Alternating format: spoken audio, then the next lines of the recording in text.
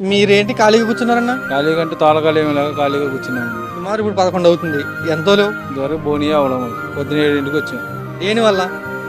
Free bus వల్ల free bus లేకముందు అయితే ఈ టైంకి ఎంతో లేడు సుమారు 300-400 దొరుకుతుంది.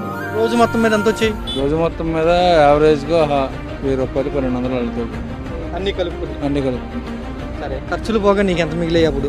ఖర్చులు బాగా కిరాయిల పరంగా వెళ్తే అది వేరే.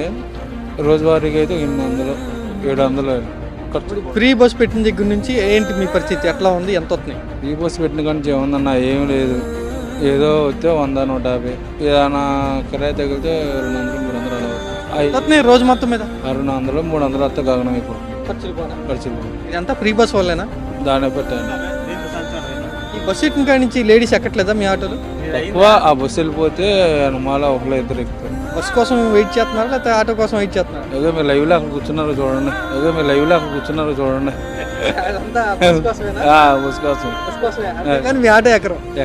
బస్సు వచ్చినాక లేదా మీ పరిస్థితి బాలేదా? లేదన్న, అంతకుముందు మా జీవనం గడుపుకోవడానికి సరిపోతూ ఉండేది. ఈ ఉచిత బస్సు పెట్టిన తర్వాత మటుకి మాకు చాలా ఇదిగా ఉంది.